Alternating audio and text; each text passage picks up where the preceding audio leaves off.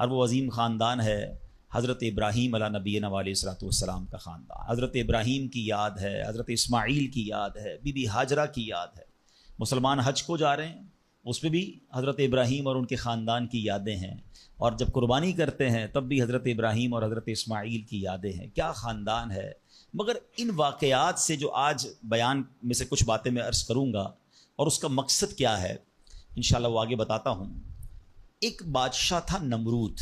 یاد رہے کہ دنیا میں 4 ہی ایسے بادشاہ گزرے ہیں جن کو پوری دنیا پر حکومت کرنے کا موقع ملا ہے. ٹھیک ہے، اس میں 2 ایمان والے تھے، 2 غیر مسلم تھے. جو ایمان والے تھے وہ حضرت سلیمان علیہ نبینا علیہ الصلوۃ والسلام اور دوسرے حضرت ذوالقرنین رحمۃ اللہ تعالیٰ علیہ. اور 2 جو غیر مسلم تھے، بے ایمان تھے، اس میں ایک تھا نمرود اور دوسرا فرعون. اچھا، اب نمرود جو تھا وہ بڑا ہی بدبخت تھا. ایک تو خدائی کا دعوے دار بھی ہو جاتا تھا، اور نمرود نے حضرت ابراہیم علیہ نبینا علیہ الصلوۃ والسلام کو بھی اپنی طرف بلانے کی کوشش کی کہ وہ بھی اس کی بات مانے. حضرت ابراہیم علیہ الصلوۃ والسلام اس کی بات نہیں مانتے تھے، وہ اللہ وحدہ لا شریک کی بات کرتے تھے. نمرود خدائی کا دعویٰ کرتا تھا. بڑے طویل واقعات ہیں کہ کس طرح نمرود کے دربار میں رہ کر حضرت ابراہیم نے حق کی دعوت دی.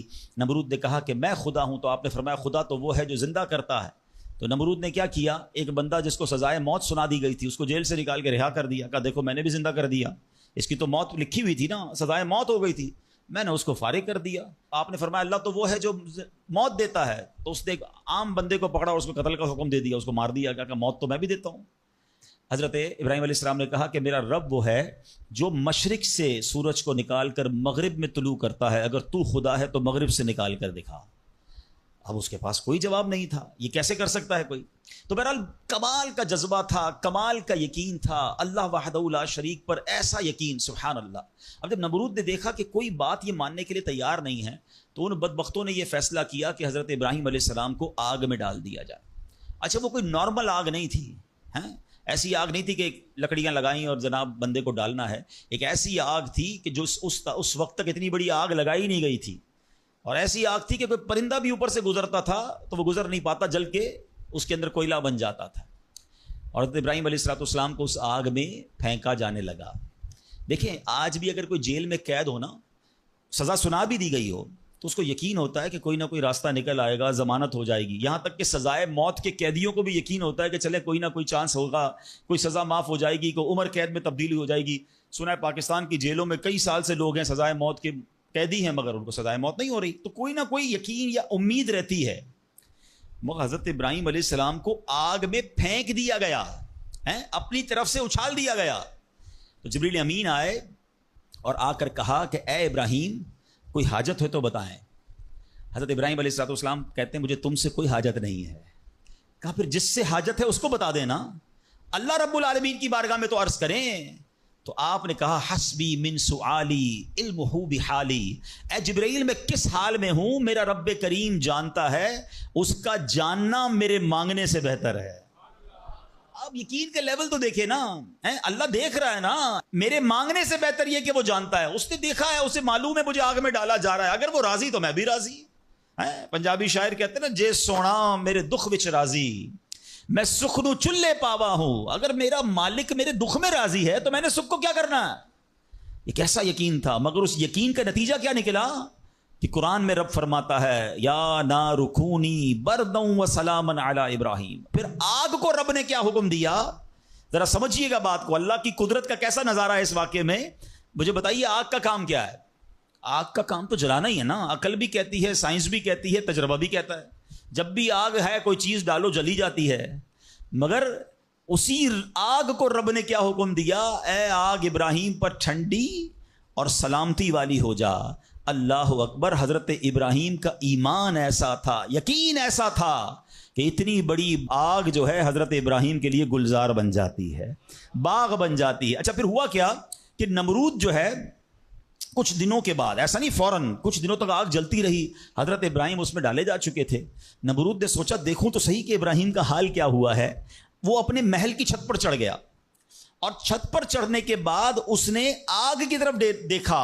وہ حیران ہو گیا کہ حضرت ابراہیم اس اتنی بڑی آگ میں ایسے بیٹھے ہوئے ہیں جیسے بندہ باغ میں بیٹھا ہوتا ہے، بالکل اس آگ نے کوئی بال بھی بیکا نہیں کیا. حضرت ابراہیم چند منٹوں یا چند گھنٹوں میں نہیں رہے. تفاسیر میں لکھا کہ حضرت ابراہیم علیہ الصلوۃ والسلام اس آگ میں ایک روایت کے مطابق 7 دن اور ایک روایت کے مطابق 40 دن اس آگ میں رہے، مگر جب آپ باہر آتے ہیں تو آگ نے کوئی اثر آپ پر نہیں ڈالا. اللہ اکبر. اچھا پھر اس نے کیا کیا؟ نمرود نے یہ کیا کہ ہو سکتا ہے یہ آگ کی جو ہے نا یہ کیٹیگری ٹھیک نہیں ہے، یہ آگ جلانے والی آگ نہیں ہے. تو نمرود نے پریکٹیکل کرنے کے لیے ایک اور بندے کو اس آگ میں ڈال دیا. حضرت ابراہیم اس آگ میں موجود ہیں اور بڑے نارمل طریقے سے بیٹھے ہوئے ہیں، آگ جل رہی ہے. تو نمرود نے ایک اور شخص کو آگ میں ڈالا. جیسے ہی وہ بندے کو آگ میں ڈالا، اس آگ نے اس بندے کو جلا کر راکھ کر دیا. یعنی اس آگ کا کام جلانا تھا، مگر میرا رب جس کے لیے چاہے وہ آگ گلزار بن سکتی ہے. اللہ اکبر. آپ علیہ الصلوۃ والسلام کا جب یہ معجزہ لوگوں نے دیکھا تو کئی لوگ کلمہ پڑھ کر مسلمان ہو گئے، مگر نمرود کے نصیب میں ایمان نہیں تھا. لیکن اس واقعے سے سیکھنے کو کیا ملا؟ یقین، بلیف، اللہ پر بھروسہ. اور اگر رب پر بھروسہ ہونا تو ایسے کام آج بھی اپنی آنکھوں سے ہم دیکھ سکتے ہیں. ہاں شاعر مشرق کہتے ہیں نا، اگر آج بھی ہو ابراہیم سا ایمان پیدا، دیر از اونلی ون کنڈیشن، ایمان وہ چاہیے، یقین وہ چاہیے. اگر آج بھی ہو کیسا ایمان؟ ابراہیم سا ایمان پیدا، آگ کر سکتی ہے انداز گلستان پیدا. آج بھی غموں کی آگ باغ بنے گی، آج بھی آپ کی مشکلوں کی آگ باغ بنے گی. مگر پرابلم یہ کہ یہ بھروسہ کہاں ہے، وہ یقین کہاں ہے؟ اللہ پر ڈگمگا گئے ہم لوگ، ہمارے یقین اور بھروسے ہل گئے ہیں. اللہ اکبر. آئیے ایک اور واقعہ سنتے ہیں. حضرت ابو مسلم خولانی رحمت اللہ تعالی علیہ، ان کو امت کا حکیم کہا جاتا تھا. بڑے کمال کی شخصیت اور بڑے عقل مند اور دانا تھے. آپ کے دور میں آپ یمن میں رہتے تھے اور آپ تابعی بزرگ ہیں. تابعی کس کو کہتے ہیں؟ جس نے کسی صحابی کو ایمان کی حالت میں دیکھا ہو اور اس کا خاتمہ بھی ایمان پر ہی ہوا ہو. تابعی، سبحان اللہ. وہ تابعی بزرگ تھے، یمن میں رہتے تھے. آپ کے دور میں ایک شخص تھا اسود انسی. اس بندے نے معاذ اللہ نبوت کا جھوٹا دعویٰ کر دیا اور ایک دن زبردستی آپ کو اپنے پاس بلایا اور پوچھا کہ کیا تم گواہی دیتے ہو کہ محمد صلی اللہ تعالی علیہ وسلم اللہ کے رسول ہیں؟ کہا ہاں بالکل، میرے آقا علیہ الصلوۃ والسلام اللہ کے نبی ہیں، سچے نبی ہیں، وہ میرے آقا ہیں، میں ان پر ایمان رکھتا ہوں. تو پھر وہ کہتا ہے اچھا یہ گواہی دیتے ہو کہ میں بھی اللہ کا رسول ہوں؟ حضرت ابو مسلم خولانی کہتے ہیں کہ میں نے نہیں سنا تم کیا کہتے ہو، یعنی سنا ہی نہیں اس کی بات، سنی انسنی کر دی. اسود انسی کو بڑا غصہ آیا، اس نے فوراً حکم جاری کیا کہ بڑی اور خوفناک آگ جلائی جائے. آگ جلائی گئی. ابو مسلم رحمت اللہ تعالی کو اس دہکتی آگ میں ڈال دیا جائے، حکم دے دیا. آپ کا ایمان ٹس سے مس نہیں ہوا، آپ کھڑے رہے اور آپ کو اٹھا کر آگ میں ڈال دیا گیا. سبحان اللہ. جس رب نے حضرت ابراہیم کے لیے آگ کو ٹھنڈا کیا تھا نا، گلزار کیا تھا، ابو مسلم خولانی رحمت اللہ تعالی کے لیے بھی وہ آگ سلامتی والی ہو گئی. بالکل صحیح سلامت آگ سے باہر آ گئے. اسود انسی نے جب یہ دیکھا کہ یہ اتنی بڑی کرامت، اب یہ لوگوں کو پتہ چل جائے گا تو میری تو نبوت کا جو دعویٰ ہے وہ بیڑا غرقی ہو جائے گا. تو ان کو آزاد بھی کر دیا اور کہا کہ فوراً یہاں سے آپ چلے جائیں. تو آپ کو یمن سے نکال دیا. آپ یمن سے نکلے اور مدینہ منورہ حاضر ہو گئے. غلامی میں نہ کام آتی ہیں شمشیریں نہ تدبیریں، غلامی میں نہ کام آتی ہیں نہ شمشیریں نہ تدبیریں، جو ہو ذوق یقین پیدا تو کٹ جاتی ہیں زنجیریں. کوئی اندازہ کر سکتا ہے اس کے زور بازو کا، نگاہ مرد مومن سے بدل جاتی ہیں تقدیریں. بات یقین کی ہے، بات ایسے کس کو کہتے ہیں؟ ایمان کی ہے. آج تو پرابلم یہ ہے، آج ہمیں کوئی سوال کر دے ہم ٹینشن میں آ جاتے ہیں کہ واقعی اس بات کی دلیل کیا. اپنے ایمان کے بارے میں لوگ تذبذب کے شکار ہو جاتے ہیں. اللہ ایک ہے، اللہ واقعی موجود ہے، اللہ کہاں ہے، معاذ اللہ، ایسے ایسے سوال لوگ کر دیتے ہیں. اور چونکہ مطالعہ ہوتا نہیں ہے، علماء کی صحبت ہے نہیں. آپ سمجھیے بات کو، اس وقت جو ماحول ہے اپنے بچوں کے ایمان کی حفاظت کی فکر کرنے کا دور ہے. ہمیں پتہ ہونا چاہیے ہمارا ایمان کیا ہے، اللہ کے بارے میں، رسول کے بارے میں، فرشتوں کے بارے میں، قیامت کے بارے میں، جنت دوزخ، ہم کیا ایمان رکھتے ہیں اور اس کی ڈیٹیل کیا ہے. مسلمانوں کو اسلام کے بارے میں پتہ ہی کچھ نہیں ہے. اور اچھا جنہوں نے ایمان پر حملہ کرنا ہے ان کو سب پتہ ہے، ان کو پتہ ہے ان کو کیسے بہکانا ہے، ان کو پتہ ہے ان کے دل میں شک کی پن کیسے چبونی ہے. تو خدارا یہ بات سمجھیے کہ اس وقت باقاعدہ ایسے لوگ، ایسے ادارے کام کر رہے ہیں کہ کسی طرح مسلمانوں کا ایمان چھین لیا جائے، ان کو اپنے رب سے ہی جناب یقین ختم کر دیا جائے، اسلام سے ہی ان کو ہلا دیا جائے، مگر فکر ہی کسی کو نہیں ہے۔ امام عشق و محبت اعلیٰ حضرت نے 100 سال پہلے یہ بات کہی تھی، بتاؤ وہ 100 سال پہلے کے معاملات تھے، اب اور کتنے خطرناک ہو گئے۔ آپ نے لکھا تھا سونا جنگل رات اندھیری، چھائی بدلی کالی ہے، سونے والو جاگتے رہیو چوروں کی رکھوالی ہے۔ انہوں نے سمجھایا تھا کہ چور رکھوالے بن گئے ہیں، آپ کو اسلام کے لبادے میں اسلام کی بات کرنے آئیں گے اور ایمان لوٹ کے چلے جائیں گے، پتہ بھی نہیں چلے گا۔ کہتے ہیں آنکھ سے کاجل صاف چرا لیں یا وہ چور بلا کے ہیں۔ کیا محاورہ استعمال کیا ہے، آنکھ میں جب کاجل لگا ہوا ہو تو کون نکال سکتا ہے؟ آنکھ سے کاجل صاف چرا لیں یا وہ چور بلا کے ہیں، تیری گٹھڑی تاکی ہے اور تو نے نیند نکالی ہے۔ یہ دور غفلت کی نیند سونے کا نہیں ہے۔ ہمارے بچوں کو کتنا پتا ہے اسلام کے بارے میں، خود ہمیں کتنا معلوم ہے، لیکن یقین بزرگوں کا کیسا تھا کہ جناب ان کو آگ میں ڈال دیا جاتا تھا، وہ آگ باغ بن جاتی تھی۔ یقیناً آج کے دور میں یہ ٹیسٹ نہیں کریں گے ہم، اب یہ بھی نہ ہو کہ جناب کوئی کہے چلو جناب اسلام یقین جو ہے میرا اسلام حق پر ہے کہ نہیں، آگ میں جاتا ہوں، آگ نہیں جلائے گی مجھے، پہلا ایسے یقین بھی تو لائیں نا۔ یہ امتحان اور ٹیسٹ کرنا ہمارا کام نہیں، یہ اللہ والوں کا انداز ہوتا تھا۔ بڑی خوبصورت بات سمجھیے گا کہ ہمیں کس طرح اللہ پر بھروسہ رکھنا ہے۔ ایک شخص نے حضرت عیسیٰ سے کہا آپ اللہ پر کامل بھروسہ کرتے ہیں؟ کہا بالکل کرتا ہوں۔ کہا پھر پہاڑ سے کود جائیں، اللہ نے بچانا ہوگا تو تمہیں بچا لے گا، آپ کا رب بچاتا ہے کہ نہیں بچاتا دیکھتے ہیں۔ کیا خوبصورت جواب دیا حضرت عیسیٰ علیہ السلام نے۔ آپ فرماتے ہیں اللہ پر بھروسہ ضرور رکھتا ہوں مگر اللہ کا امتحان نہیں لیتا ہوں۔ تو یہ بھی بات سمجھنے والی ہے، اس طرح کے ٹیسٹ نہیں لیے جاتے اپنے آپ پر، مگر ان واقعات سے سیکھنا کیا ہے کہ یقین کیسا ہونا چاہیے، رب کے فیصلوں پر اطمینان کیسا ہونا چاہیے۔ سبحان اللہ۔ انہی حضرت ابراہیم علیہ السلام کا ایک اور واقعہ ہے نا، ایک قافلہ تھا، 3 افراد ہیں، بلکہ اس میں سبحان اللہ 4 افراد ہیں، حضرت ابراہیم، حضرت اسماعیل، بی بی ہاجرہ، اور چوتھے کون تھے؟ حضرت جبرائیل۔ حضرت جبرائیل راستہ بتا رہے ہیں، یہ پورا قافلہ پیچھے پیچھے جا رہا ہے، کہاں جا رہا ہے؟ حضرت جبرائیل سے حضرت ابراہیم کو اتنا شوق تھا، پوچھتے ہیں جبرائیل ہماری منزل آ گئی؟ کہتے ہیں ابھی اور آگے، ہماری منزل آ گئی؟ کہتے ہیں ابھی اور آگے۔ لکو دک صحرا میں ایک ٹیلے پر جا کر، کون سی جگہ تھی جہاں آج مکہ آباد ہے؟ کچھ بھی نہیں تھا، کعبہ بھی نہیں تھا، اسی ٹیلے والی جگہ پر بعد میں کعبہ بنایا گیا۔ بالکل صحرا ہے، نہ پانی ہے نہ کھانا ہے۔ حضرت جبرائیل نے بتایا اے ابراہیم تمہارا مقام آ گیا ہے۔ حضرت ابراہیم کی اطاعت دیکھیں کہ وہ بیٹا جو 99 سال کی عمر میں دعاؤں کے بعد ملا ہے، حضرت اسماعیل آپ کو 99 سال دعا کرتے کرتے گزر گئے، پھر ملے تھے، مگر حکم کیا تھا کہ اپنے بیٹے کو اپنی زوجہ کو وہاں چھوڑاؤ۔ حضرت ابراہیم اپنی زوجہ کو اپنے بیٹے کو جب چھوڑ کر جاتے، تھوڑے سے کھجورے ہیں، پانی ہے، تو بی بی ہاجرہ کیا کہتی ہیں؟ 3 بار کہا کہ ابراہیم کس کے سہارے چھوڑے جا رہے ہیں، کس کے سہارے چھوڑے جا رہے ہیں؟ حضرت ابراہیم نے جواب نہیں دیا، تو آخر میں کہتی ہیں اللہ امرک بہذا، اے اللہ کے نبی، کیا اللہ پاک نے آپ کو اس کا حکم دیا ہے؟ آپ نے کہا ہاں مجھے رب نے حکم دیا ہے۔ اب یقین دیکھیں اس خاتون کا، اس ماں کا یقین دیکھیں جس کا چھوٹا بچہ ساتھ ہے، دودھ پیتا بچہ ساتھ ہے، نہ کوئی انسان نہ پرندہ، مگر جب حضرت ابراہیم نے کہا نا کہ ہاں رب کا حکم ہے، تو کیا کہا؟ اے اللہ پاک کے نبی اگر یہ اللہ پاک کا حکم ہے تو پھر آپ خیر سے جائیں، اللہ ہمیں ضائع نہیں کرے گا۔ رب کا حکم ہے نا، پھر کھانا بھی اسی نے دینا ہے، پانی بھی اس نے دینا ہے، ہماری حفاظت بھی اسی نے کرنی ہے۔ آئے ہائے یقین کیسا تھا کہ وہ رب رحمان قدرتوں والا ہے۔ اللہ وہ ہے جو مردے سے زندہ نکال سکتا ہے، اللہ وہ ہے جو دن سے رات کو بناتا ہے، رات سے دن کو بناتا ہے، اللہ پاک وہ ہے جو بنجر زمین کو سرسبز و شاداب بنا دیتا ہے، یہ وہی رب ہے جو صحرا سے چشمے نکال دیتا ہے۔ اللہ پر یقین تھا کہ اگر پانی نہیں تو کیا ہوا، پانی بھی اسی کی نعمت ہے، وہی عطا فرمانے والا ہے، ارے یہاں کھانا نہیں تو کیا ہوا، رزق دینے والا تو موجود ہے، سبحان اللہ۔ اور ایسا ہی ہوا، کہا اب خیر سے جائیے، اللہ ہمیں ضائع نہیں کرے گا۔ کیا خوبصورت شعر ہے نا، یقین مثل خلیل آتش نشینی، یقین مثل خلیل آتش نشینی، یقین اللہ مستی خود گزینی، سن اے تہذیب حاضر کے گرفتار، غلامی سے بدتر ہے بے یقینی۔ کیا ترجمہ ہوا اس کا؟ اس کا معنی کیا ہوا؟ یقین کیا ہے؟ حضرت ابراہیم کی طرح بے خطر بغیر ڈرے آگ میں کود جانے کا نام یقین ہے۔ یقین کیا ہے؟ محبت الہی میں غرق ہو جانا اور اپنے آپ کی اصلاح میں لگ جانا یقین ہے۔ اے دور حاضر کی تہذیب کے دیوانوں، بے یقینی جو ہے وہ غلامی سے بھی بری چیز ہے۔ آج بے یقینی کی فضا کیسی ہے، یقین ہی نہیں ہے کسی کو۔ تذبذب، ٹینشن، اللہ پر، دین پر، اپنے دنیا کے معاملات پر یقین ہی نہیں ہے کسی کو، ہر وقت فکروں میں گھرا ہوا ہے۔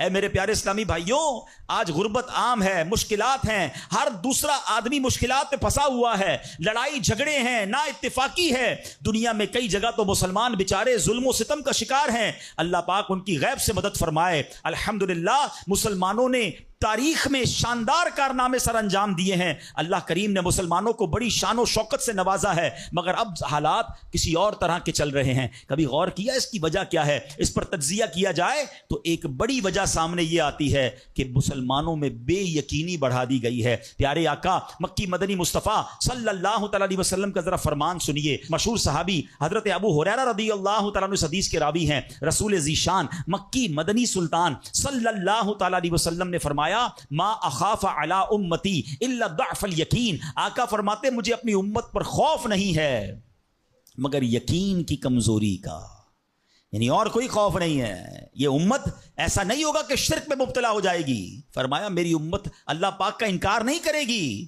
ہاں میری امت کو جو بڑا مسئلہ درپیش ہوگا ان کا یقین کمزور ہو جائے گا، ان کا بھروسہ کمزور ہو جائے گا۔ ایک اور حدیث پاک سنیے، آقا فرماتے ہیں نجا اول هذه الامه بالیقین والزہد، اس امت کے پہلے لوگ یقین اور دنیا سے بے رغبتی کے ذریعے نجات پا گئے، وَيَهْلِكُ آخِرُ هذه الامه بالبخل والعمل، اور اس امت کے جو آخری لوگ ہوں گے کنجوسی اور لمبی امیدوں کے سبب ہلاک ہو گئے۔ پہلے والے یقین کی وجہ سے کامیاب ہو گئے، کیسا یقین تھا؟ 313 تھے نا، مگر بھروسہ رب پر کیسا تھا کہ فرشتوں کی فوج مدد کے لیے آ جاتی ہے۔ اور بعد والے فرمایا کنجوسی ہوگی، لمبی امیدیں ہوں گی۔ کنجوسی کیوں ہوتی ہے؟ مال خرچ کروں گا ختم ہو جائے گا، یقین نہیں ہے نا، یہ پیسے چلے جائیں گے، زکات نہیں دیتے لوگ، اللہ کی راہ میں خرچ نہیں کر رہے، لمبی امیدیں بنائیں، یقین نہیں ہے۔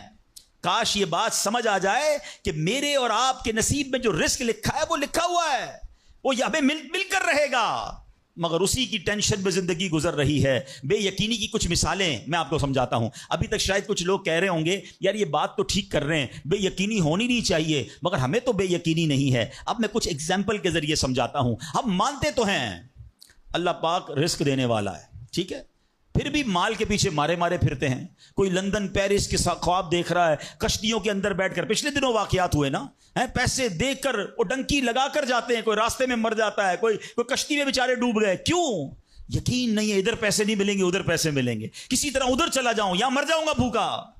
ذرا غور کیجئے، اے میرے پیارے اسلام بھائی، کو سود کا کام کرتا ہے، کیوں کرتا ہے سود کا کام؟ یقین نہیں ہے نا کہ حلال کماؤں گا تو پیچھے رہ جاؤں گا۔ ملاوٹ، رشوت، ڈاکہ، چوری، اگر ان تمام غلط کاموں کے پیچھے آپ دیکھیں تو یقین نہیں ہوتا کہ یار ملاوٹ نہیں کروں گا تو مال نہیں بکے گا، پیسے والا کیسے بنوں گا، غریب ہی رہ جاؤں گا۔ یقین ختم ہو گیا ہے، جس کی وجہ سے ہر دوسرے آدمی کو جناب غلط کام کرنا ہے۔ آگے چلیے، ہم مانتے ہیں نماز دنیا بھی سنوار دیتی ہے، آخرت بھی سنوار دیتی ہے، سنتے بھی ہیں بولتے بھی ہیں، مگر نماز پر دنیا کو ترجیح دیتے ہیں۔ یار نماز پڑھوں گا تو کاروبار پہ، دکان پہ کون بیٹھے گا؟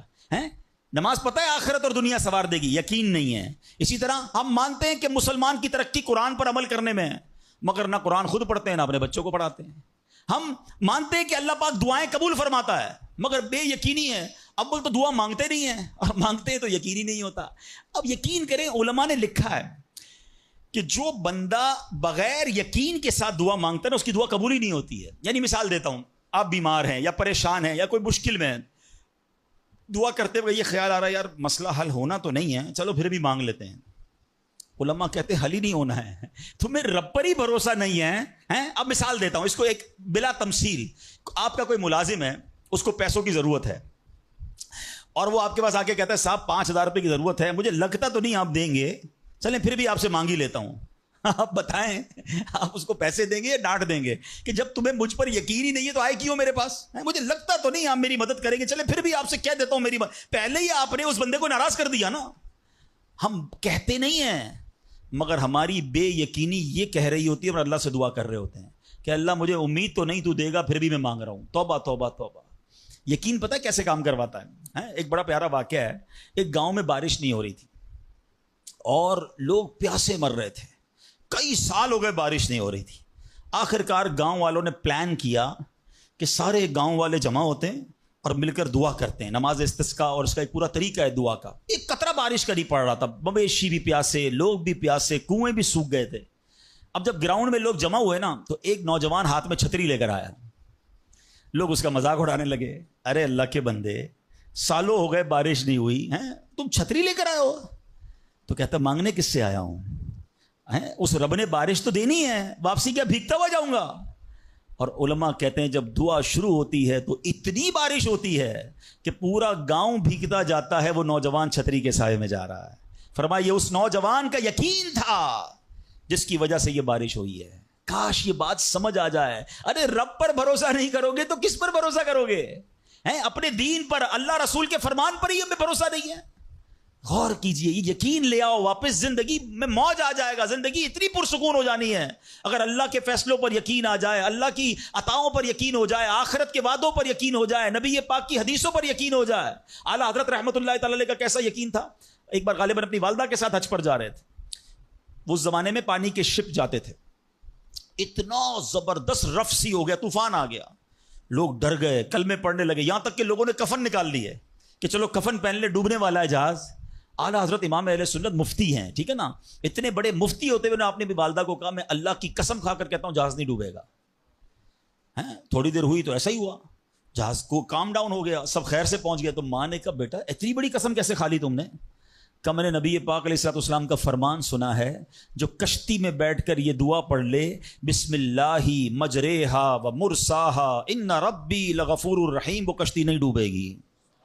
میں اللہ کی قسم کھا کے کہتا ہوں کہ میرے نبی نے فرمایا نا, وہ یقین تھا. ہم کتنی بار دعا پڑھتے ہیں مگر دعا پڑھ کے بھی کہتے ہیں پتہ نہیں قبول ہوگی نہیں ہوگی, پڑھ لیتے ہیں. یہ والی چیز نکال دیں. وظیفے ہمارے کیوں نہیں لگتے؟ لوگ کہتے ہیں وظیفہ پڑھ رہا ہوں مسئلہ نہیں ہو رہا, تعویذ لیا پھر بھی مسئلہ. تعویذ پہنتے وقت بھی خیال ہی ہوتا ہے چلو یار پہن لیتے ہیں, پتہ نہیں ہونا ہے نہیں ہو تو کچھ نہیں ہونا. وظیفہ پڑھ لیں اور کہہ رہے پتہ نہیں ہوتا. پہلے یقین لائیں. اچھا ڈاکٹر بھی یہی کہتے ہیں, یہ صرف اب یہ وظائف اور ان چیزوں میں نہیں, آپ اگر ڈاکٹر پر بھی یقین نہ رکھیں نا کہ یار اس کی دوائی پتہ نہیں کام کرتی ہے نہیں کرتی, کیونکہ بہت ساری چیزوں کے پیچھے یقین, ول پاور.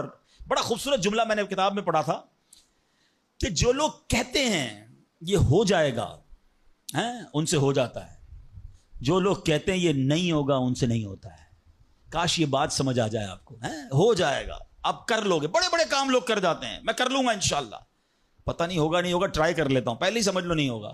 اندر حوصلہ تو لائیں نا, یقین تو لائیں. اگر رب پر ہی بھروسہ نہیں ہوگا تو ہم کدھر جائیں گے؟ اب ذرا سنیے گا, امیر اہل سنت نے ایک بڑا پیارا واقعہ اپنے رسالے میں لکھا کہ ایک ڈاکوؤں کا گروہ جو تھا ڈکیتی کے لیے ایک جگہ پہنچا. تو وہاں کھجور کے 3 درخت تھے. ایک درخت خشک تھا, یعنی اس میں پھل نہیں لگے ہوئے تھے. دوسرا درخت پھلدار تھا. تو ڈاکوؤں کا سردار نے دیکھا کہ ایک چڑیا جو ہے وہ پھلدار درخت سے اڑتی ہے, خشک درخت پر جاتی ہے, واپس پھلدار درخت پہ آتی ہے, پھر خشک درخت پر جاتی ہے. تو اس نے کہا چکر لگائی جا رہی ہے, کوئی ماجرا ہے. تو اس نے غور سے دیکھا تو کیا دیکھا کہ وہ چڑیا جو ہے وہ پھلدار درخت سے جو ہے وہ کھجور لیتی ہے, اور جب خشک درخت پر جاتی ہے تو وہاں ایک اندھا سانپ منہ کھولے بیٹھا ہے. وہ چڑیا جا کر اس کے منہ میں کھجور ڈال کے آتی ہے, پھر دوبارہ جاتی ہے کھجور لا کر پھر اس سانپ کے منہ میں ڈالتی ہے. وہ جب ڈاکوؤں نے دیکھا تو وہ تو حیران ہو گیا, رونے لگ گیا کہ اے اللہ پاک, یہ وہ جانور ہے سانپ جس کو مارنے کا حکم تیرے پیارے حبیب علیہ الصلوۃ والسلام نے دیا ہے, کیونکہ یہ مسلمانوں کو تکلیف پہنچاتا ہے. مگر تو نے جب اس کی آنکھیں لی تو اس کی رزق کا انتظام کر دیا, اور ایک چڑیا کی ڈیوٹی لگا دی کہ وہ جا کر اس کو کھانا پہنچائے. تو میں تو اشرف المخلوقات ہوں, میں تیرے بندوں کو لوٹ رہا ہوں. اے اللہ تو میری توبہ قبول فرما, میں آئندہ ایسا نہیں کروں گا. یہ رونے لگا. اب یہ سوچ رہا ہے سبحان اللہ. تو اللہ اکبر, غیب سے آواز آئی کہ اے فلاں میری توبہ کا دروازہ کھلا ہوا ہے. ڈاکو کہتا ہے یا اللہ میں نے توبہ کی. پھر غیب سے آواز آئی ہم نے تیری توبہ قبول کر لی. اچھا جب اس نے توبہ کی تو اس کے سارے ساتھی سن رہے تھے, سردار آپ نے توبہ کی, ہم نے بھی توبہ کی. کہا سوچو تو صحیح, ہم ڈکیتی کر رہے ہیں, ہم چوری کر رہے ہیں, رب جب اس اندھے سانپ کو روزی دے گا تو ہمیں کیوں نہیں دے گا؟ ہم اللہ کی قدرت پر یقین کیوں نہ رکھیں؟ سب نے توبہ کر لی.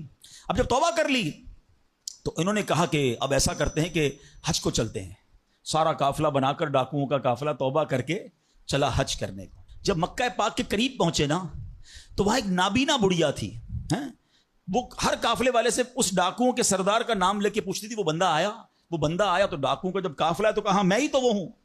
تو کہا یہ میرے کپڑے تمہارے لیے ہیں. بولا آپ مجھے کپڑے کیوں دے رہی ہیں؟ کہا میرا ایک بیٹا تھا اور وہ بیٹا جو ہے اس کے کچھ دن پہلے, بڑا نیک بیٹا تھا میرا, کچھ دن پہلے اس بیٹے کا انتقال ہوا ہے, یہ اسی کے کپڑے ہیں, 3 دن سے مسلسل نبی پاک علیہ الصلوۃ والسلام میرے خواب میں تشریف لا رہے ہیں اور فرما رہے ہیں کہ اس نام کا بندہ آئے گا، اس کو یہ کپڑے دے دینا۔ ہائے ہائے، ذرا سوچو تو صحیح، جب رب توبہ قبول کرتا ہے تو مرتبے کیسے بڑھا دیتا ہے۔ کاش یہ بات سمجھ آ جائے۔ اللہ سے بندہ جب دوستی کر لیتا ہے نا، اللہ پچھلے گناہ معاف فرما دیتا ہے، بلکہ اللہ راضی ہو جائے تو گناہوں کو نیکیوں میں بدل دیتا ہے۔ مگر کیسے اس ڈاکو کو توبہ نصیب ہوئی؟ یقین۔ کاش حرام کمانے والا، سود کا کام کرنے والا، کاش رشوت لینے والا، ڈاکہ ڈالنے والا، چوری کرنے والا یہ سوچے کہ میں کیوں کر رہا ہوں، ملاوٹ کرنے والا سوچے اللہ پر بھروسہ تو رکھو یار، رب نے میرا نصیب لکھا ہوا، جو میرے نصیب میں مجھے مل کر رہے گا۔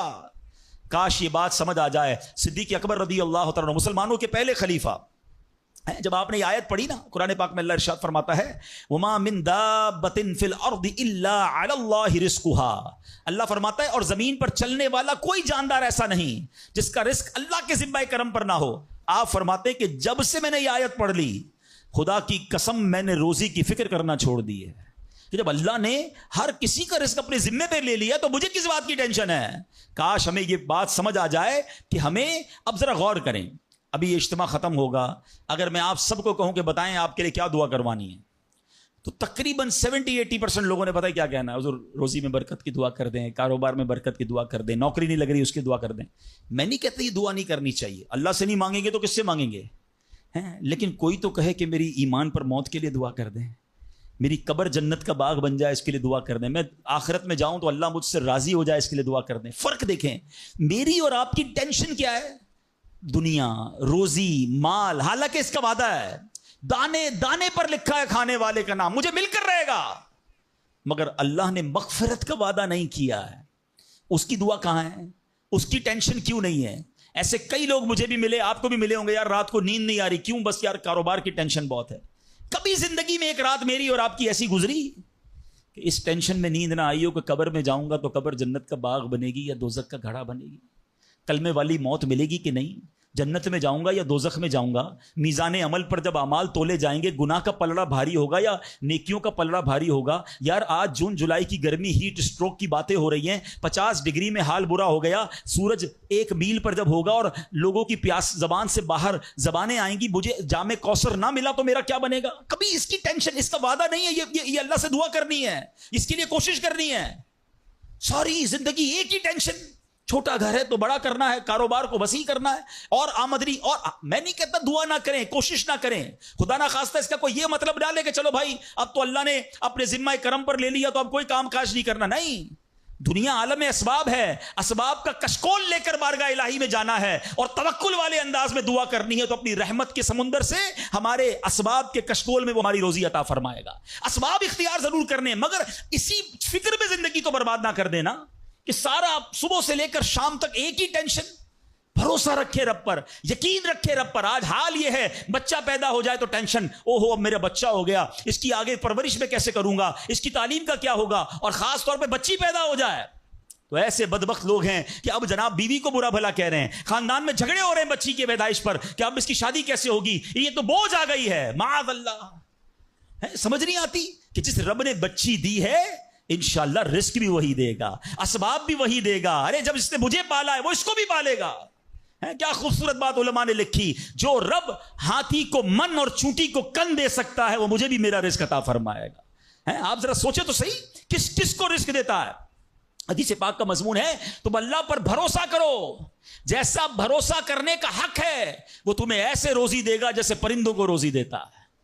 پرندوں کو سمجھتے کتنی کیسے روزی ملتی ہے؟ کبھی گھونسلے دیکھیں پرندوں کے؟ اچھا پہلے تو یہ نہیں پتا کراچی والوں کو تو پرندے دیکھنے کو نہیں ملتے، ہم نے درخت کاٹ کے پورا شہری کنکریٹ کا جنگل بنا دیا۔ ورنہ یہ پوچھے بزرگوں سے، ہم بھی چھوٹے تھے تتلیاں بھی دکھتی تھیں، صبح مدرسے اسکول جاتے تھے تو کوئل کی آواز بھی آتی تھی، اب تو کراچی والوں کے ہارن کی آواز آتی ہے ہم کو۔ اب تو یہ پرندے بھی چلے گئے، کہاں چلے گئے؟ ہم نے درخت کاٹے، ہمیں اندازہ ہی نہیں کہ درخت ہے کیا۔ آج گاڑی پارک کرنے کے لیے ہر بندہ درخت کا سایہ ڈھونڈ رہا ہے مگر درخت لگاتا نہیں ہے۔ کاش یہ بات سمجھ آ جائے کہ جتنے درخت لگتے جائیں گے شہر یا ملک خوشگوار بھی ہوگا، موسم بھی کول ڈاؤن ہو جائے گا۔ یہ جو آج ہم کہتے ہیں نا اتنی گرمی بڑھتی جا رہی ہے، اس کی ایک بڑی وجہ یہ ہے، یہ میرا موضوع نہیں ہے، لیکن جو موسم کا تغیرات، کلائمیٹ ڈس آرڈر ہے، کاش یہ بات سمجھ آئے کہ پلانٹیشن نہیں ہم کر رہے، ہم پودے نہیں لگاتے بلکہ پودے کاٹ دیتے ہیں۔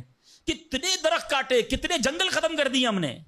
الحمدللہ دعوت اسلامی کا شعبہ FGRF, اب پلانٹیشن ہم کرتے چلے جا رہے ہیں, 30 لاکھ پودے لگائے, مگر یہ تھوڑے ہیں.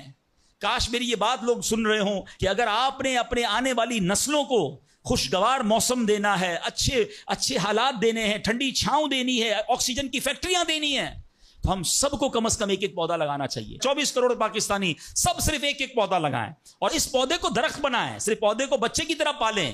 آپ یقین کریں ہمارا ملک ایک پورا ملک ہی باغ بن جائے گا.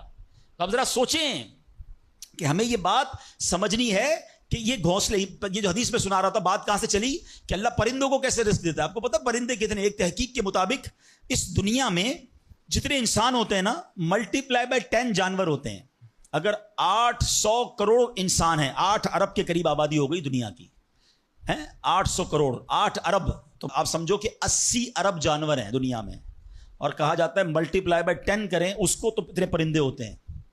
یعنی اس کا مطلب 800 ارب کم و بیش پرندے ہیں دنیا میں. آپ نے پرندوں کے گھونسلے دیکھے کبھی؟ یہ جب گھر سے صبح اڑتے ہیں نا اپنے گھونسلے سے, سب کے پیٹ خالی ہوتے ہیں, گھونسلے میں کوئی کبڈ نہیں ہوتی ہے, کوئی شام کا دوسرے دن کا چارہ نہیں ہوتا ہے, بچے چھوٹے چھوٹے چھوڑ کر جاتے ہیں. مگر یہ 800 ارب پرندے جب شام کو گھونسلے میں آتے ہیں, اللہ سب کو رزق دے چکا ہوتا ہے. کوئی پرندہ دنیا میں بھوکا نہیں سوتا. کیا خوبصورت بات, سمجھو اس کو اس کا مزہ لو نا. رب ہاتھی کو من دیتا ہے, اس کو ہاتھی کو کتنا کھانا چاہیے, دنیا میں کتنے ہاتھی ہوں گے, اس کو روز کے منو کھانا مل جاتا ہے. اور چونٹی کو کن چاہیے ہوتا ہے چھوٹا سا, وہ رب اس کو کن بھی دے دیتا ہے, پرندوں کو روزی دے دیتا ہے. اور جو اشرف المخلوقات ہیں وہ ٹینشن کھا رہے ہیں, وہ کبھی بلڈ پریشر کی گولی, تو کبھی شوگر کی گولی, کبھی ڈاکٹر کے پاس, ٹینشن بہت ہے ڈاکٹر صاحب 2 سال بعد کیا ہوگا, مارکیٹ ڈاؤن. ارے بھائی تب سب چیزوں کا وعدہ ہے اور تم اس ٹینشن میں رہ گئے. ارے یہ کوشش کرنی تھی تو آخرت کی کرنی تھی, اللہ کو راضی کرنے کی کرنی تھی. لیکن ان تمام باتوں کے باوجود, جیسے میں نے کہا نا کہ چھوڑنا نہیں ہے کام کاج. کچھ بے وقوف لوگ یہ سمجھ رہے ہوتے ہیں ایسا نہیں ہوگا. بڑی خوبصورت ایک بات اور کر دوں کہ اللہ پر بھروسہ کیسا کرنا ہے. ایک صوفی بزرگ شیخ سعدی لکھتے ہیں کہ ایک شخص تھا, گھر سے محنت مزدوری کے لیے کام کاج کے لیے نکلا. اس نے دیکھا کہ ایک لومڑی ہے, اندھی ہے, اپاہج ہے, نہ دیکھ سکتی ہے نہ چل سکتی ہے. وہ حیران ہو گیا, ہاتھ پیر بھی نہیں, آنکھیں بھی نہیں, یہ لومڑی کھاتی کہاں سے ہے, چیک کرتا ہوں. تھوڑی دیر بیٹھا تو ایک شیر آیا. شیر نے کہیں سے شکار کیا تھا, اپنا شکار لومڑی کے آگے ڈال دیا. اندھی لومڑی, اس نے جو کھانا تھا کھایا, باقی شیر لے کے چلا گیا. اس نے کہا کمال ہے جناب, اپاہج لومڑی کو رب رزق دیتا ہے, تو مجھے کیا ضرورت ہے نوکری کرنے کی, مجھے کیا ضرورت ہے کام کاج کرنے کی. جا کے بیٹھ گیا مسجد میں, 3 دن ذکر کرتا رہا, عبادت کرتا رہا, ایک دانہ کھانے کو نہیں ملا. اللہ اللہ اللہ اللہ کر رہا ہے. اس کے بعد جب بھوک سے بحال ہو گیا تو اللہ سے فریاد کی, یا اللہ مجھے کوئی رزق نہیں ملا. کیا شاندار ارشاد ہوتا ہے, ابھی کیسا زبردست جملہ ہے. ارشاد ہوا تو نے لومڑی دیکھی ہے, شیر نہیں دیکھا. لومڑی کیوں بننا ہے, شیر بننا, اپنا رزق بھی کما اور دوسرے کو کھلانے والا بن جا. کچھ لوگ سمجھتے مجھے کوئی اور کھلا ہے, میرا بھائی کما رہا ہے, میں گھر میں بیٹھا مزے کرتا رہا ہوں. نہیں, فرمایا ایک بلکہ واقعہ آتا ہے, ایک بزرگ کے بارے میں آتا ہے. ایک شخص گیا, کہا میں نمازیں پڑھ رہا ہوں, عبادت کرتا ہوں, میرا بھائی مجھے سپورٹ کرتا ہے, وہ روزی کماتا ہے. فرمایا تیرا بھائی تجھ سے زیادہ افضل ہے. اللہ کو یہ پسند ہے کہ بندہ اپنے ہاتھ سے کمائے, کسی پہ ڈیپینڈیبل نہ رہے, کسی پر بوجھ نہ رہے. یہ شریعت کو محمود ہے. کوشش کرنی ہے, پھر اس کے بعد اللہ پر چھوڑ دینا ہے. کوشش سے انکار نہیں ہے, مگر صرف کوشش کرتے کرتے نمازیں بھی جا رہی ہیں, بھروسہ بھی رب پہ جا رہا ہے, یقین بھی ختم ہو رہا ہے, صبح سے شام مال کما رہا ہے, یہ پسندیدہ نہیں ہے. تو ان دونوں چیزوں میں فرق کرنا ہے اور اللہ پر یقین رکھنا ہے. پھر دیکھیں انشاءاللہ کیسے دنیا اور آخرت کی برکتیں ملتی ہیں. تو بہرحال میرے پیارے اسلامی بھائیوں, کاش یقین مل جائے تو پھر دیکھیں یقین کیسے کام بناتا ہے. امام حسن بصری نے ایک حدیث پاک بیان کی. آپ فرماتے ہیں, حدیث سنیے گا. پیارے آقا علیہ الصلوۃ والسلام فرماتے ہیں, لوگوں کو اس دنیا میں سب سے بہترین چیز یقین اور عافیت عطا کی گئی ہے. لہٰذا اللہ پاک سے ان دونوں چیزوں کو سوال کیا کرو. اللہ سے یقین مانگے اور اللہ سے عافیت مانگے. امام حسن بصری جب حدیث پاک بیان کی نا تو فرمایا, رسول اکرم علیہ الصلوۃ والسلام نے سچ فرمایا, یقین ہی کی برکت سے جنت ملتی ہے, یقین ہی کی برکت سے آدمی جہنم سے دور بھاگتا ہے, یقین ہی کی برکت سے فرائض پورے پورے ادا کرتا ہے, یقین ہی کی برکت سے آدمی ایمان پر ثابت قدم رہتا ہے, اور عافیت میں بڑی بھلائی رکھ دی گئی ہے. اے کاش ہمیں یقین ملے, ہمیں عافیت ملے. حدیث پاک میں آتا ہے, حدیث قدسی ہے, اللہ پر کیسا بھروسہ رکھنا ہے, انا عند ظن عبدی بی, میں اپنے بندے کے گمان کے نزدیک ہوتا ہوں جو مجھ سے رکھے. مفتی احمد یار خان نعیمی اس حدیث پاک کے تحت فرماتے ہیں یہاں عبد سے مراد بندہ مومن ہے، یعنی بندہ میرے بارے میں جیسا یقین رکھے گا میں ویسا ہی اس کے ساتھ معاملہ کروں گا. بس یہ سمجھ لو آج بات، میرا اللہ بہتر فرمائے گا، رب میرے لیے بہترین فیصلہ کرے گا، وہ مجھے پالنے والا ہے، میری ماں سے زیادہ چاہنے والا. یقین تو کرو نا اس پر. لوگوں کو اللہ پر ہی یقین نہیں رہا ہے، میرا تو کام ہی خراب ہو جاتا ہے، اللہ معاذ اللہ. اب اس پہ کفریہ کلمات بھی کہہ دیتے ہیں، میرا تو جناب مسئلہ ہی حل نہیں ہوتا، میری دعا تو رب سنتا ہی نہیں ہے، میری مشکل آسان وہ کرتا ہی نہیں ہے. تم کھڑے نہیں ہو سکو گے. تم اللہ سے بدگمان نہ رہنا. اللہ کرے کہ انسان یہ سمجھ جائے کہ مجھے رب پر اچھا گمان رکھنا ہے. شاعر کہتے ہیں نا جو سوچتا ہوں وہی بات ہونے لگتی ہے. پوچھو پازیٹیو لوگوں سے، ان کے ساتھ پازیٹیو جب سوچتے ہیں پازیٹیو ہونے لگتا ہے. جو سوچتا ہوں وہی بات ہونے لگتی ہے. جڑا ہوا ہے زمانہ میرے گمان کے ساتھ. اچھا سوچو گے تمہیں اچھا ملے گا. اب غور فرمائیے، جب یہ ذہنی بندہ بنا لے یار سچ سے کاروبار نہیں چلتا تو پھر آپ کو برکت کاروبار میں کیسے ملے گی؟ پہلے ہی آپ نے یقین کر لیا ہے. جب یہ ذہن بنا لے کہ نماز کے لیے وقت نکالا تو کام میں نقصان ہو جائے گا تو پھر کام میں ترقی بھی نہیں ملے گی. اب ذہن بنا لیا کہ ترقی کے لیے صرف دنیا کی ڈگریاں کمانی ہیں تو پھر قرآن کریم کی برکات کہاں سے نصیب ہوں گی؟ جب یہ ذہن بنا لیا کہ آج نیکی کا دور ہی نہیں ہے، کچھ لوگوں کا ذہن بن گیا ہے بھائی جناب کوئی نیکی کا دور نہیں ہے، تو پھر نیکی کی برکت بھی نہیں ملے گی. ذہن پازیٹیو رکھیں، ذہن اچھا رکھیں، انشاءاللہ آپ دیکھیں آپ کے ساتھ اچھا ہونا شروع ہو جائے گا. میرے پاس وقت کم ہے ورنہ اس پر تو پوری ریسرچ موجود ہے. آپ پازیٹیو سوچتے ہیں تو پازیٹیو انرجیز آپ کی طرف متوجہ ہو جاتی ہیں. اب تو سائنس بھی کہتی ہے نیگیٹو سوچتے ہیں تو نیگیٹو انرجیز آپ کی طرف متوجہ ہوتی ہیں. آپ ڈی مورلائز ہونا شروع ہو جاتے ہیں، آپ کے حوصلے ٹوٹنا شروع ہو جاتے ہیں. اور جس کو ول پاور کہا جاتا ہے، جس کو اچھا سوچنا کہا جاتا ہے، اگر بندہ یہ کرنا شروع کر دے پھر دیکھیں اس کے کام کیسے بن جاتے ہیں. تو اللہ کرے کہ ابھی یہ بات سمجھ آ جائے کہ ہمیں اپنے رب سے انشاءاللہ یقین حاصل کرنا ہے. حضرت خالد بن معدان رحمت اللہ تعالی علیہ فرماتے ہیں تعلموا الیقین کما تعلموا القرآن، یعنی یقین کو بھی ایسے ہی سیکھا کرو جیسے قرآن سیکھتے ہو. میں نے بھی اسے سیکھ کر حاصل کیا ہے. سبحان اللہ. اب یقین سیکھنے کے لیے، یقین حاصل کرنے کے لیے علماء نے بڑے طریقے لکھے. پہلے تو بندہ دعا کرے کہ اللہ مجھے اپنا یقین عطا فرما. بڑی پیاری دعا حضرت ابو بکر صدیق کیا کرتے تھے، اللہم حب لی ایمانا و یقینا و معافاتا و نیہ. اے اللہ مجھے پکا ایمان، پختہ یقین، عافیت اور سچی نیت عطا فرما. اللہ پاک سے دعا کرتے رہیں اور ایسے لوگوں کے ساتھ رہیں. آخری بات کر لیتا ہوں جناب، پرابلم پتہ کیا ہے؟ ڈی مورلائز بندہ پتہ کہاں ہوتا ہے؟ اس کا یقین متزلزل کب ہوتا ہے؟ وہ کیسے شک اور شبے والی لائف میں آ جاتا ہے؟ یہ صحبت سے ملتا ہے. آپ جب اللہ پر پکا یقین کرنے والے لوگوں میں بیٹھتے ہیں نا، آپ کا یقین بھی بڑھنا شروع ہو جاتا ہے. یار اس کو اللہ پر کتنا بھروسہ ہے. بیمار ہے پھر بھی کہتا ہے میرا رب کریم ہے، پریشان ہے پھر بھی کہتا ہے اللہ کی رضا پر راضی ہوں، میرا رب سب ٹھیک کر دے گا. جب ایسے لوگوں کے ساتھ آپ بیٹھتے ہیں نا، آپ کا یقین توکل بھی مضبوط ہونا شروع ہو جاتا ہے، بندہ اسٹرانگ ہونا شروع ہو جاتا ہے. اور جب بندہ بیٹھتا اٹھتا ہی ایسے لوگوں میں ہے جو ہر وقت مایوسی کی باتیں کرتے ہیں، ہر وقت جناب آنے والے خطرات اور پریشانیوں کا ہی ذکر کرتے رہتے ہیں، ارے بھائی کچھ نہیں ہونا، سب برباد ہو گیا ہے، سب ختم ہو گیا. ان کے پاس جب بیٹھو ایسا لگتا ہے سب کچھ تباہ ہونے والا ہے. ایسے لوگوں کے ساتھ نہ بیٹھیں، حوصلے والے لوگوں کے ساتھ بیٹھیں، توکل والے لوگوں کے ساتھ بیٹھیں، اللہ سے محبت کرنے والوں کے ساتھ بیٹھیں. پھر دیکھیں انشاءاللہ آپ کے کام کیسے سیدھے ہو جائیں گے. ایک آخری بات چلے کر لیتا ہوں، اللہ پر بھروسہ، اللہ کے فیصلوں پر یقین کیسے حاصل ہو؟ مجھے یہ کیسے پتا چلے کہ یار یہ چیز میرے لیے بہتر ہے؟ میں نے کئی بار اپنے بیانات میں یہ ایگزامپل دی ہے، میں دوبارہ دے دیتا ہوں شاید کسی کے دل پر اثر کر جائے. میں مثال دیتا ہوں. ہمیں بعض اوقات بندہ پتہ ہے اللہ سے یقین کہاں ٹوٹتا ہے؟ جب بندہ دعائیں مانگتا ہے، التجائیں کرتا ہے، بڑی رو کر التجا کرتا ہے، مصیبت میں ہوتا ہے، اس کو کوئی چیز چاہیے ہوتی ہے اور اس کو نہیں ملتی ہے، تو بندہ کہتا ہے رب تو میری سنتا ہی نہیں ہے. اتنی دعائیں کی، مسجد میں جا کے کی، مکے مدینے میں جا کے کی، فلاں بزرگ سے بھی دعا کرے، نہیں ہو رہا میرا کام. جب بندے کا کام نہیں ہوتا نا تو اس کو لگتا ہے کہ یار میں اللہ پر کیسے بھروسہ کروں. یہاں جا کر شیطان حملہ کرتا ہے. اب آئیے اس وسوسے کو کیسے ختم کریں. آپ میں سے کئی ایسے مجھے نظر آ رہے ہیں جو والد ہوں گے یا بڑے بھائی ہوں گے. آپ کا کوئی چھوٹا بیٹا یا چھوٹا بھائی ہو اور بیمار ہو جائے، اس کو بخار ہو جائے، گلا خراب ہو جائے اور وہ رونے لگے کہ ابو میں نے آئس کریم کھانی ہے، میں نے ٹھنڈا شربت پینا ہے. اچھا بتائیے آپ اسے ٹھنڈا شربت پلائیں گے؟ وہ رو رہا ہے آپ کے سامنے، آئس کریم کھلائیں گے اسے؟ جواب دیجئے نہیں. وہ رونے دیں گے آپ اس کو. آپ کا ایک دوست برابر میں بیٹھا ہو اور کوئی کہے یار کیسے ظالم ابو ہیں، بچہ رو رہا ہے دے دینا اسے آئس کریم. تو آپ ایک جواب دیتے ہیں میں والد ہوں, مجھے پتا ہے اس کو کب کیا دینا ہے. ایسا ہی ہے نا. اب ذرا دل پر ہاتھ رکھ کے میرا جملہ سننا, تم والد ہو, تمہیں پتا ہے بیٹے کو کب کیا دینا ہے. میرے مالک کو نہیں پتا مجھے کب کیا دینا ہے.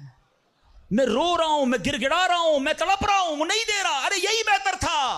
ہو سکتا ہے کہ میں جو مانگ رہا ہوں مجھے مل جاتا تو وہ میرے لیے اور برا ہوتا. علماء کہتے ہیں کسی کا امیر ہونا اس کے لیے اچھا ہے, کیونکہ وہ غریب ہوگا تو وہ ایمان سے متزلزل ہو جائے گا. کسی کا غریب ہونا اس کے لیے اچھا ہے, کیونکہ اگر اسے مال دے دیا جائے گا تو اس کا ایمان چلا جائے گا, وہ غلط کاموں میں پڑ جائے گا. کسی کو اولاد دینا اس کے لیے اچھا ہے, اور کسی کو بے اولاد رکھنا اس کے لیے اچھا ہے. ہو سکتا ہے بیٹا ایسا ہونے والا ہو جو بڑا ہو کے باپ کو ہی مار کے گھر سے نکال دے. کہ ہم نے نہیں دیکھے ایسے واقعات, ایسی اولاد نہیں دیکھی جو ماں باپ کو قتل کر دیتی ہے. لوگ کہتے ہیں اس سے بہتر تو بچہ ہی نہ ہوتا. ارے رب بہتر جانتا ہے مجھے کیوں بیٹا نہیں مل رہا, مجھے کیوں بیٹی نہیں مل رہی, مجھے کیوں اولاد نہیں ہو رہی, مجھے کیوں مال نہیں مل رہا, میں اب تک گھر کیوں نہیں لے سکا. ہو سکتا ہے میرے رب نے اس کے بدلے میرے لیے بہت ساری نعمتیں رکھی ہوں. کاش یہ بات سمجھ آ جائے. مجھے ایک بات بتاؤ نا, میری ماں, آپ کی ماں, دنیا میں سب سے زیادہ ہم سے پیار کون کرتا ہے؟ ہماری ماں کرتی ہے. کبھی ماں ہمارے لیے غلط فیصلہ کر سکتی ہے؟ نہیں کر سکتی. ارے جو ماں میرا اچھا سوچتی ہے, اس ماں کے دل میں جس نے ممتا ڈالی ہے, جو کروڑوں ماؤں سے زیادہ مجھے چاہنے والا ہے, وہ میرے بارے میں کیوں نہ اچھا فیصلہ فرمائے گا. کاش یہ یقین آ جائے کہ جو رب نے کیا ہے وہی بہتر کیا ہے. سبحان اللہ. زندگی کا ایک اصول بنا لو, میرا کام, جب آپ کا کام ہو جائے نا تب بھی کہو اللہ کا شکر ہے, اور جب کام نہ ہو کہو جب بھی اللہ کا شکر ہے. میرے لیے یہی بہتر ہوگا. آپ مزے میں آ جاؤ گے. اللہ سے دوستی کر لو, اے میرے رب جو تو نے فیصلہ کیا میں اس پر راضی ہوں. آپ کسی ٹینشن میں نہیں رہو گے. ہمارا پرابلم پتہ ہے کیا ہے؟ ڈیفنس کے لوگوں جانتے ہیں, کبھی گزرتے ہوں گے نا ڈیفنس کی گلیوں سے, یار یہ پلاٹ بہت اچھا مل رہا تھا, 4 سال پہلے یہ ریٹ تھا, میں لے لیتا, آج تو کتنی پرائس ہو گئی. یار وہ گاڑی 1 مہینہ پہلے لینے والا تھا, نہیں لی, گورنمنٹ نے پرائس بڑھا دی. یار یہ فیکٹری میں پہلے خرید لیتا. اسی ٹینشن میں رہتے ہیں, یہ کر لیتا, وہ کر لیتا. ارے نہیں کیا, نہیں ہوا, وہی میرے لیے بہتر تھا. جو رب نے دیا وہی میرے لیے بہتر ہے. خدا کی قسم جس دن اللہ پر بھروسہ سیکھ لیا, رب سے دوستی کر لی, رب کے فیصلوں پر اطمینان تمہیں حاصل ہو گیا, زندگی کے بہت سارے غم ختم ہو جائیں گے. جو بھی ہوگا وہ رب کی طرف سے ہے. ارے جب حضرت ابراہیم آگ میں ڈالے جا رہے ہیں, جبریل امین آ کے پوچھتے بتاؤ اے ابراہیم تمہاری کوئی مدد کر سکتا ہوں, کوئی حاجت ہے؟ فرماتے مجھے کوئی حاجت نہیں. کہا اللہ سے تو کہہ دو کہ رب دیکھ رہا ہے, اس کا دیکھنا میرے مانگنے سے بہتر ہے. ہائے ہائے, اللہ حضرت ابراہیم کے اس یقین کا کوئی ذرہ عطا فرما دے, اس توکل کا کوئی حصہ عطا فرما دے. باتیں تو ہم بڑی بڑی کرتے ہیں, مگر جب سر پہ پڑتی ہے, جب کوئی مشکل آتی ہے, پھر ہمارا یقین ہل جاتا ہے. اللہ مجھے بھی اور آپ کو بھی اپنی سچی محبت عطا فرمائے, سچا یقین عطا فرمائے, سچا بھروسہ عطا فرمائے. اور یقین کریں جس دن رب پر بھروسہ مل گیا, آپ کی مشکل, آپ کی غم کی آگ باغ بننا شروع ہو جائے گی, آپ کی مشکلیں آسان ہونا شروع ہو جائیں گی. اللہ کریم ہم سب کو اپنا بھروسہ نصیب فرمائے. الحمدللہ ایسی پیاری باتیں دعوت اسلامی کے اس پیارے ماحول میں سکھائی جاتی ہیں. میری گزارش ہے اس مدنی ماحول سے وابستہ رہیں.